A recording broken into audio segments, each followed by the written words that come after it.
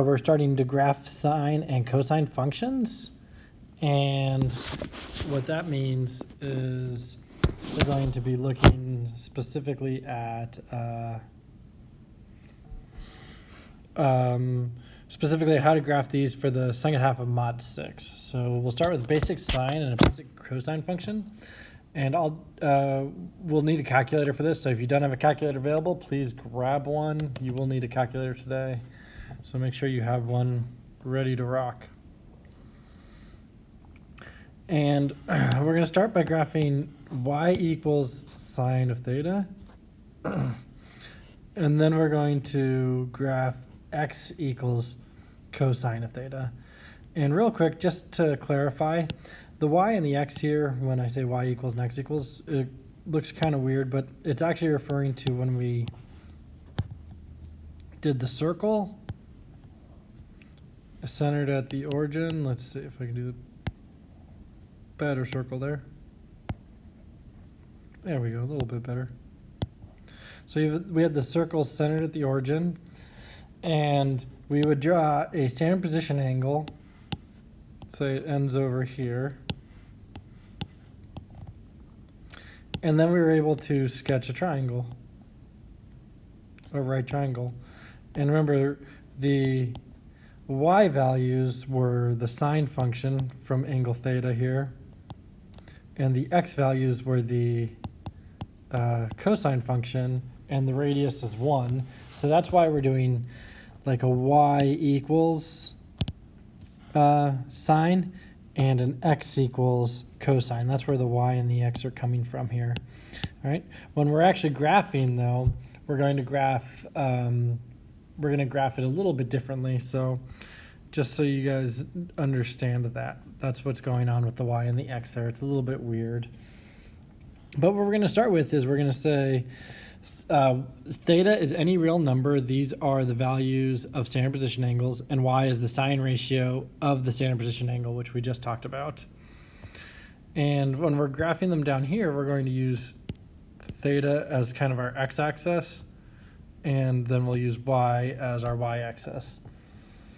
First thing we're going to do is we're going to use a calculator to build a table, and then we'll try and plot those points on the table. So the very first thing I want you guys to do is use a calculator to build this table.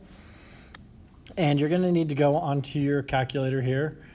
And if you have a TI 83, 84, like a graphing calculator, you're going to need to hit the mode button and make sure you're in degree mode. So if the word radian is highlighted, we don't want to be in radian mode, we want to be in degree mode. And if you're on a TI like 30 or a smaller scientific calculator, you should also make sure you are in degree mode in those calculators as well. You can also use your phone and just make sure your phone is, if you have like an iPhone, you can rotate that and make sure that's in degree mode. It'll say rad on the bottom corner of your screen, which is radians, which is fine. You just need to make sure it's not clicked on. So, because if you click it and it says DEG in the bottom left-hand corner, it'll say rad up top, which means you're in radian mode. So you just turn that off to make sure you're in degree mode. Anyway, so you can do it on your calculator, you can do it on your phone. But what I want you to do is I want you to type in like sine of 0. So we're going to plug in 0 degrees and put that into our calculator and figure out what the y value is. It turns out that's 0. And then we're going to round every value to the nearest tenth, 1 decimal place. So if you get something like 0.997, we're going to round that to 1.0. And if we get something like 0.707, we'll round that to 0.7. All right. So, so go ahead and plug those into your calculator and see what you come up with for your y values here, or for your, all the degree measures. So do sine of 15, sine of 30, sine of 45, et cetera, all the way to 360, and plug those values in. I'm going to give you guys a couple minutes to work on that now. Okay, so hopefully I gave you enough time to put those all into the calculator. And your decimal value should look something like this. And it should be a pattern that we start recognizing. It goes from 0, and then 0.3, 0.5, 0.7, 0.9. And then right in the middle here, when we got to 75, it was like 0.95 0.5 something.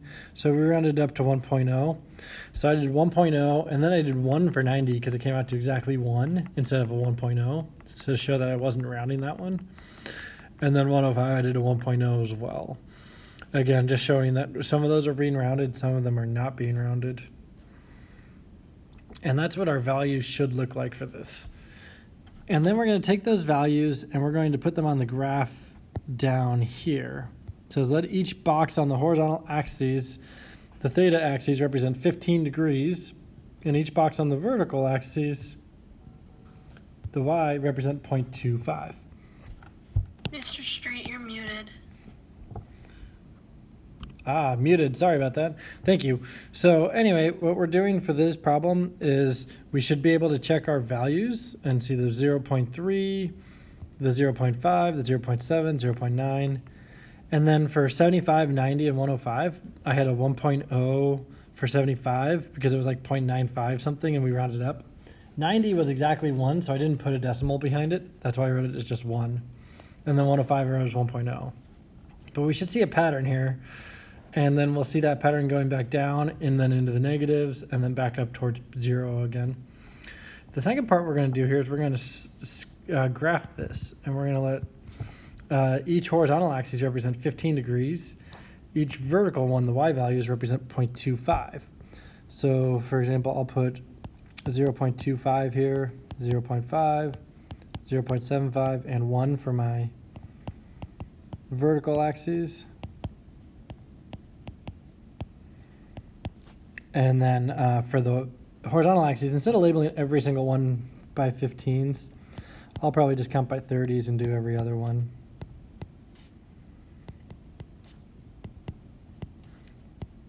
So that goes 30, 60, 90, 120, 150, 180, 210, 240, 270, 300, 330, and 360. And then I want you to go ahead and plot your points once you have the axes labeled. So go ahead and get your axes labeled. I'll zoom in on them a little bit so you can see it a little better. And then we'll go ahead and try and plot every point and see what your graph looks like. All right, so take a minute and get that. So we should get all those points plotted. I plotted them in blue for us. And then once we have them all plotted, we'll just want to try and sketch one line through all of them, kind of a curve. We'll make it nice and smooth.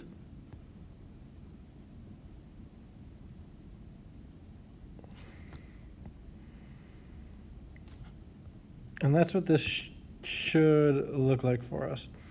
I'm going to even extend it a little beyond the two endpoints, and I'm going to put arrows on it to show that this function goes on forever. But for right now, we're just sketching it from 0 to 360 degrees. All right, but it could keep going past that. So I'm just trying to give us that little function to show us that. Okay, now we're going to do this one more time, except this time we're going to do it with cosine function instead of sine function. And I already explained the cosine function, we're using the variable x instead to represent the y-axis, which is kind of weird.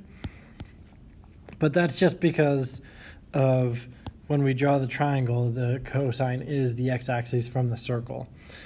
All right. Otherwise, we're going to do the exact same thing. We're going to do 15 degrees for every x-axis, and we're going to do, and we'll do 0.25 for the y-axis, or in this case, it is the x-axis on that, which is kind of weird. So right now, I want you guys to go ahead and find the points for this second function. You do the exact same thing where you plug them into your calculator, and you're going to look for cosine of theta. And go ahead and fill out this table first. That's the first thing I want you to do here.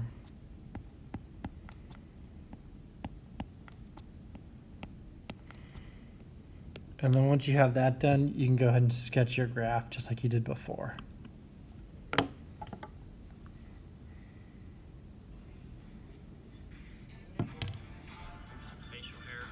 Somebody that I can pull off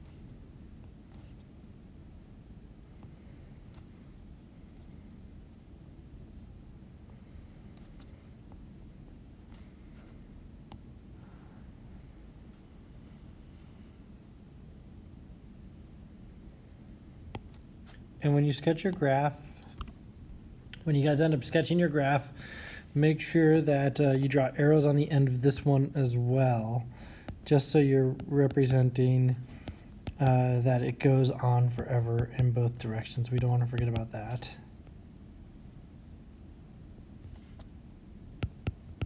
Okay, but hopefully we see that same pattern that we saw the first time, and that's the idea with these particular problems, is we're trying to identify that pattern and just familiarize ourselves with what this graph generally is going to look like for either a sine or a cosine function.